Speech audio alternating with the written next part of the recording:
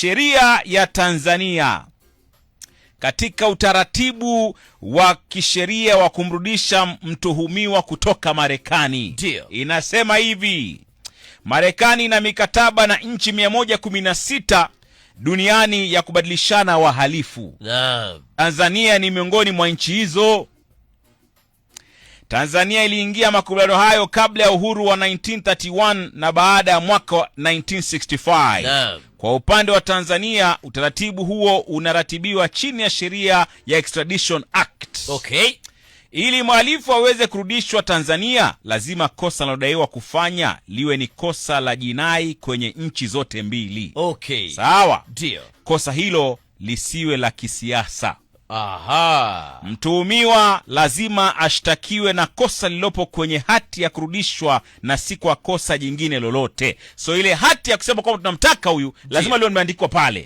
Na ushahidi. Sawa? Ndio. Na mwanasheria mkuu wa Tanzania anataka apeleke maombi ya kutuhumiwa kurudishwa kupitia ubalozi ambao utafikisha ombi hilo kwenye Wizara ya Mambo ya Nje ya Marekani na Ofisi ya Mambo ya Kimataifa iliyopo kwenye Wizara ya Sheria ya Marekani. So, unaomba kupitia ubalozi wako kwamba huyu amefanya kosa A, B, K, D. Tunamuomba aje aweze kuface the law. And now because America iko na mikataba na nchi hizi 116, bana inawezekana. Sawa kwa bwana, mahakama nchini Marekani itaendesha kesi mwanzo. Bwana, ndo kama kuamua iwapo inafaa mtuhumiwa arudishwe Tanzania au la. So si mmeshtaki nyinyi? So inakaa pale. Huyu Mange Kimambi Tanzania inamtaka.